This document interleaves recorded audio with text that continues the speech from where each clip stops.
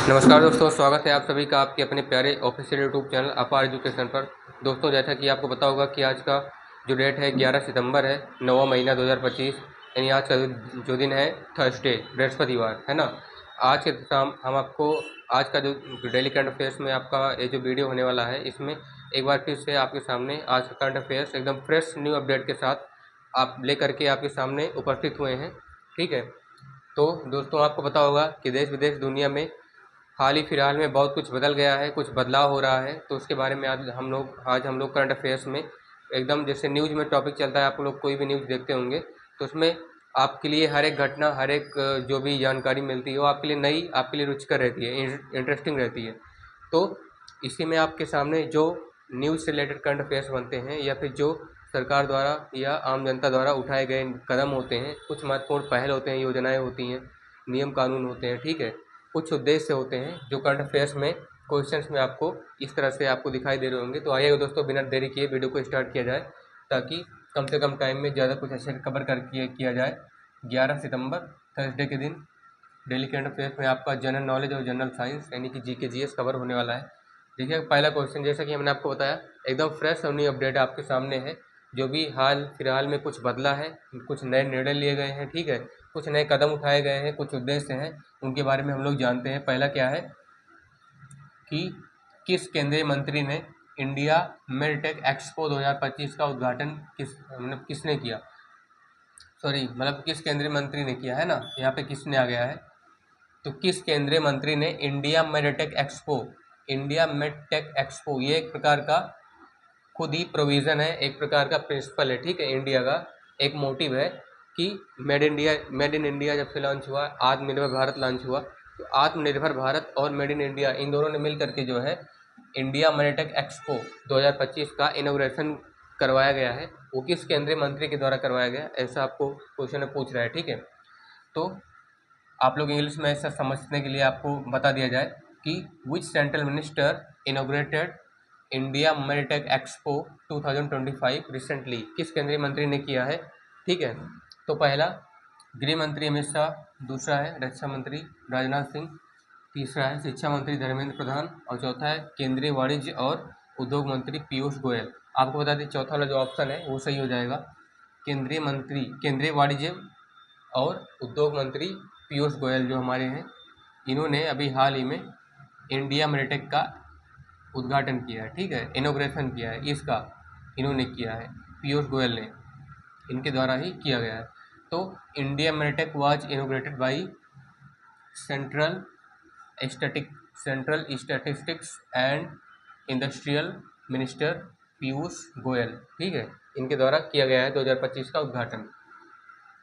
तो आप लोगों को दोस्तों समझ में आ रहा होगा। आइएगा आगे बढ़ते हैं। क्या है कि हाल ही में किस आईआईटी ने, यानी आईआईटी का मतलब आपको पता होगा, ये जो फुल फॉर्म इंग्लिश में हम लोग इसे ऐसे लिखते हैं ना, आईआईटी, है ना, इसको ऐसे लिखते हैं। इसका मतलब होता है इंडियन, आई से इंस्टीट्यूट, एक होता है टेक्नोलॉजी।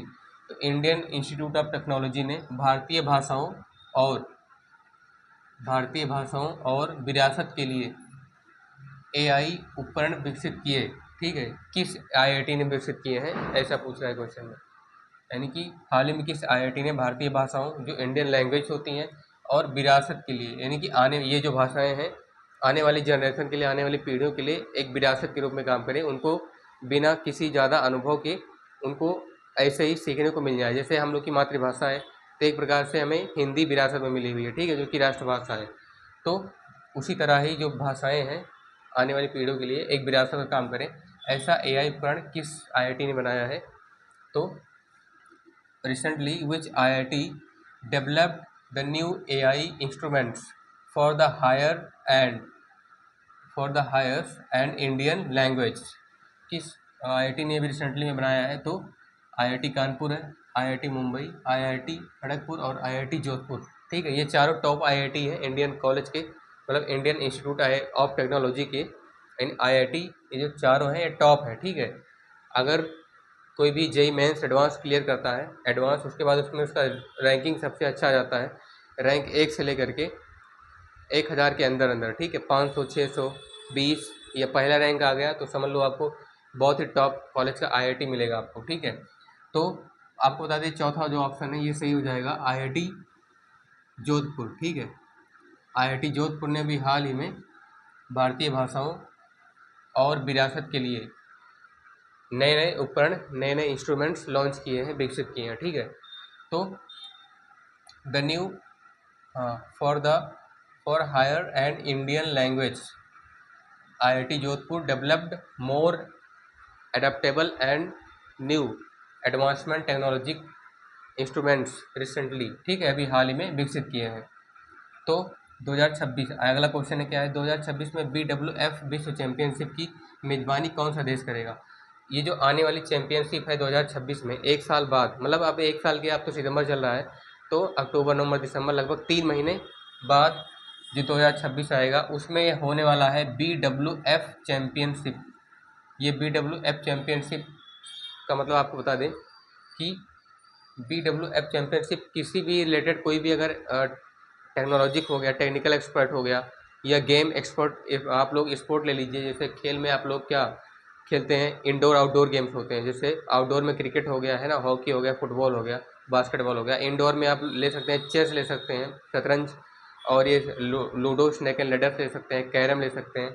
तो इनमें जिस किसी भी भारतीय की, मतलब इंडियन की या किसी और देश के होनहार खिलाड़ी की प्रतिभा है, वो अपने टैलेंट को, अपनी प्रतिभा को इस BWF विश्व चैंपियनशिप जो आने वाली है, BWF वर्ल्ड चैंपियनशिप, इसकी मेजबानी कोई एक देश करने वाला है। वो कौन सा देश है, आपको क्वेश्चन में, आप मतलब, हाँ, क्वेश्चन में 4 ऑप्शन आपको दिख रहे होंगे। चारों अच्छे देश हैं, यहाँ के खिलाड़ी भी इंडोर आउटडोर गेम्स में, स्पोर्ट में अच्छे ही माने जाते हैं। तो इन मेजबानी कौन सा देश करेगा, which country will get the leadership, या विच कंट्री विल लेड या will host the BWF championship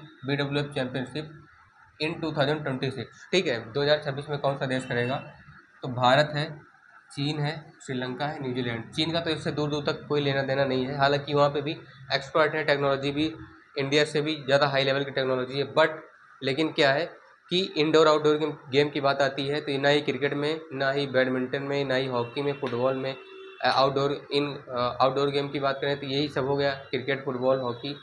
indoor game की बात करें, चेस, कैरम, इसमें इसका दूर दूर तक कोई लेना देना नहीं है। हालांकि वहाँ के कुछ लोग खेलते भी होंगे, तो चीन तो नहीं है। आपको बता दें, हमारा अपना प्यारा देश जिसमें हम लोग रहते हैं, भारत ही करने वाला है आने वाले 2026 में BWF चैंपियनशिप की मेजबानी। ठीक है, इसकी लीडरशिप, तो India will get the leadership of BWF championship, या India will lead BWF championship in 2026। ठीक है, इन अपकमिंग फ्यूचर, यानी कि आने वाले जो हमारा भविष्य है 2026 में, इसकी मेजबानी हमारा भारत देश करेगा। चौथा क्वेश्चन है, किस IIT ने लगातार 7वें वर्ष NIRF रैंकिंग में 2025 में टॉप किया है। NIRF रैंकिंग होती है जो कि नेशनल लेवल पे होती है। ठीक है, अपना जो national IIT reformation of forensic expert. ठीक है, तो NIRF में रैंकिंग में 2025 में ऐसा कौन सा IIT है जिसने टॉप किया है। IIT मद्रास है, IIT दिल्ली है, IIT रुड़की, IIT बनारस। ये बता दें आपको, ये भी चारों IIT सबसे ज़्यादा फेमस कॉलेज हैं इंडिया के। तो किसी एक IIT ने इस बार अपना लगातार, उस IIT ने पहली बार भी, दूसरी बार भी, तीसरी बार, चौथी, पाँचवीं, छठवीं और लगातार 6वीं बार के बाद 7वें वर्ष भी NIRF रैंकिंग में टॉप किया है, पहला स्थान हासिल किया है। कौन सा वो कॉलेज है, तो यानी कि आप लोग इंग्लिश में भी समझ सकते हैं कि इस which IIT have been got the top ranking in 2024 in NIRF ranking continuously 7th year, लगातार 7वें वर्ष में। तो IIT मद्रास ये है। IIT मद्रास ने इस बार IIT Delhi, IIT Roorkee, IIT Banaras को और सभी IIT को, जो भी खड़गपुर है ना, जोधपुर है, इन सभी को पिछाड़कर IIT मद्रास ने पहला रैंकिंग हासिल किया है NIRF रैंकिंग में। ठीक है, जो कि इंडिया की शीर्ष रैंकिंग होती है टॉप कॉलेज में, जिसमें टेक्नोलॉजी बेसिस पे एनालिसिस किया जाता है कि कौन सा IIT बेस्ट होगा। वैसे बेस्ट तो सभी हैं, लेकिन एक्सीलेंट कैटेगरी में जो कि बेस्ट से भी बेस्ट हो, ठीक है, तो वो है मद्रास IIT। ठीक है, IIT मद्रास।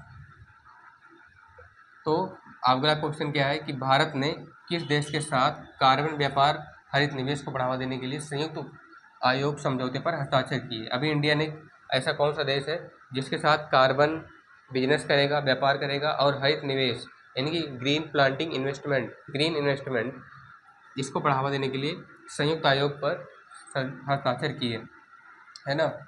तो बढ़ावा देने के लिए for the increasing value for the increasing matter of green plant of green investment and carbon business with which country India signed on the dealing of complement commission, ठीक है, कॉम्प्लेक्स कमीशन यानी कि संयुक्त आयोग पर भारत ने किस देश के साथ कार्बन व्यापार और हरित निवेश, ये दोनों मेन पॉइंट है। इसी को जो है समझने के लिए, इसको बढ़ावा देने के लिए किस देश के साथ साइन किया है, हस्ताक्षर किया है? जापान है, रूस है, चीन है और अमेरिका है। तो बता दें आपको, जापान जो कि टेक्नोलॉजी में एडवांसमेंट है सबसे ज़्यादा इसका, और ये शिक्षा के मामले में भी सबसे अच्छा है, ठीक है, बहुत ही अच्छे से ग्रो किया है। रूस भी है लेकिन रूस नहीं है, चाइना तो बिल्कुल भी नहीं है, अमेरिका तो दूर दूर तक इसका कोई लेना देना नहीं है। तो क्योंकि अमेरिका टैरिफ पे टैरिफ लगाया जा रहा है तो हो ही नहीं सकता।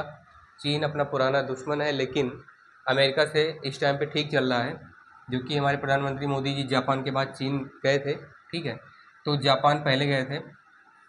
तो रूस भी अच्छा दोस्त है लेकिन जापान हो जाएगा। तो भारत जो है जापान देश के साथ मिलकर कार्बन व्यापार और हरित निवेश को बढ़ावा देने के लिए, इनकी वैल्यू को इंक्रीज करने के लिए, ठीक है, अपने बिजनेस को बढ़ाने के लिए समझौते पर हस्ताक्षर किया गया है, संयुक्त आयोग समझौते पर। तो India signed with Japan on the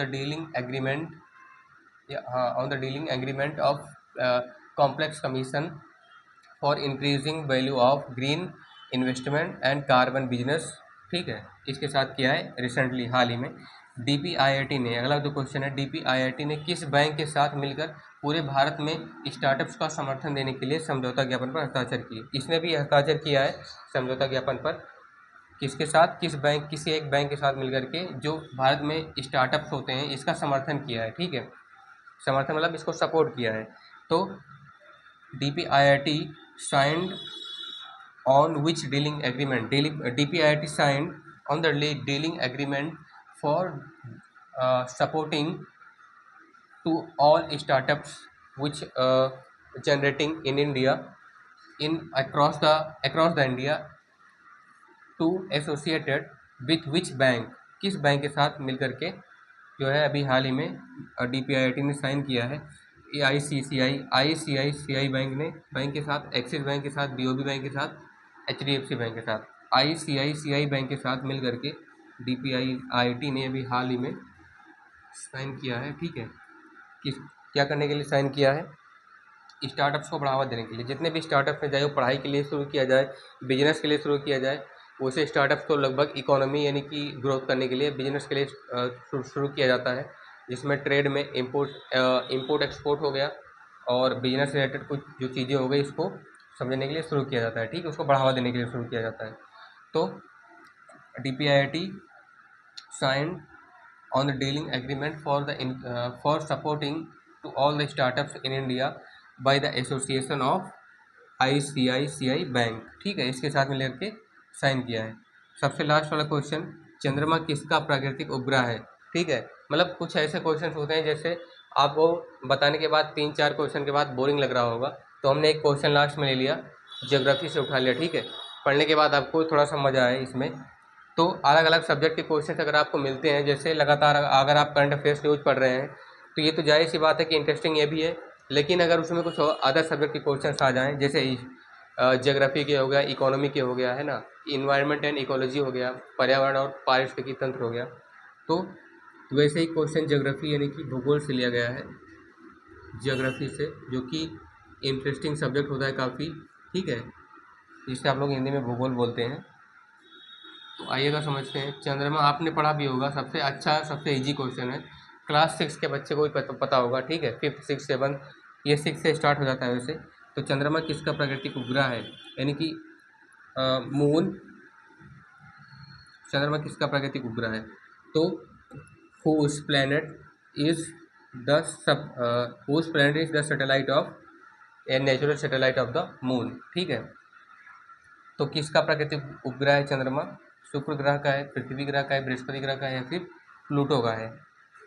तो आपको बता दें ना ये शुक्र का है, ना ही बृहस्पति, ना ही प्लूटो, ये है हमारे अपने जाने माने ग्रह पृथ्वी का, जिस पर हम लोग रहते हैं।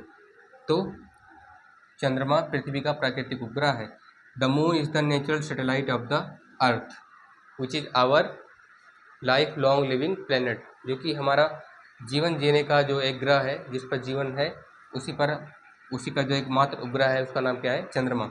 तो दोस्तों आशा करता हूँ कि हमारे द्वारा वीडियो में डिटेल्स वाइज आपको दी गई जानकारी एकदम पसंद आई होगी। काफ़ी बेहतरीन तरीके से समझाने का प्रयास भी किया गया है। अगर आपको समझ नहीं आया है तो स्टार्टिंग से लेकर के एंड तक आप लोग दोबारा रिप्ले करके इसे देख सकते हैं। तब तक आप लोग पढ़ते रहिए, मस्त रहिए। मिलते हैं आपसे नेक्स्ट वीडियो में, तब तक के लिए बहुत बहुत धन्यवाद आपका।